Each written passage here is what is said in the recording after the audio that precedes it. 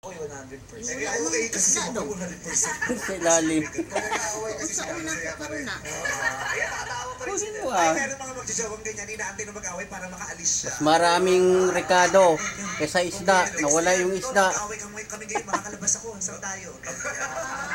Kasi pag di sila magkaaway, di sila makakalabas. Oo, pati Ako dudong, ikaw na kumuha daw. Mga ganon, nanayad siya. Nawala yung isda. Ina-enjoy nila yung pag-aaway Hindi nila. mo man po Ah, siguro nung kabataan. Ilaw mo good. Para makatinig. Eh, siyempre.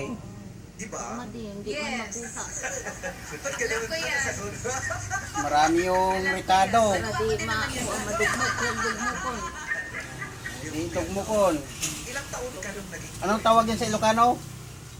Ayan na, Yan. kabatiti. Kabatiti. 17 po, Oh. 17. ikaw? Ano namang Tagalog ay dito pangalan? 20. Oh. Nagkakilala kayo sa Langgo. YouTube ba kayo? Ay, YouTube ba? lagunggong. Vlogger Ay po lagunggong. siya. Vlogger po. Vlog. Kung sa Cebu naman, ang tawag yan unga-unga. Unga-unga ba? Hindi ko alam ikaw. Kasi maputol yung ulo pag yung tuyo, yung bulad. Sa mga content. 'Di ba pag isugba mo, Followers mo ngayon. pag iihaw, maputol yung ulo. Wala patay mo na yan. 1.2 million. Wow. Patayin na daw video kasi malalaki daw Vines po. sobo niyan te. Like mga comedy. Vines. Vibes. Mga ugat-ugat. Oh, anong sabihin mo na yung Oh, may mata na ako. may mata na naman.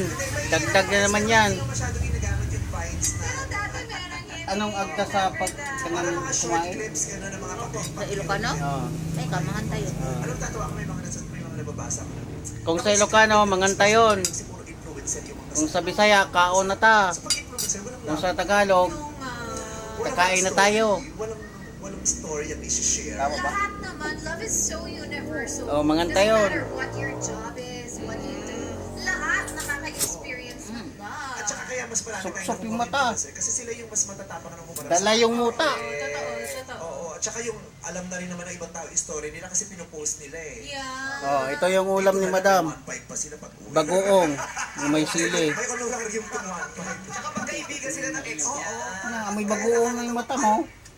At saka ano yan eh, ka-artista yun eh. Okay, kasama sa kainan na. So, pag ganun, Manganta di pwede yun, ganun. kaon. Di Hindi pwede, oo. Kainan na. Ito mga baliw.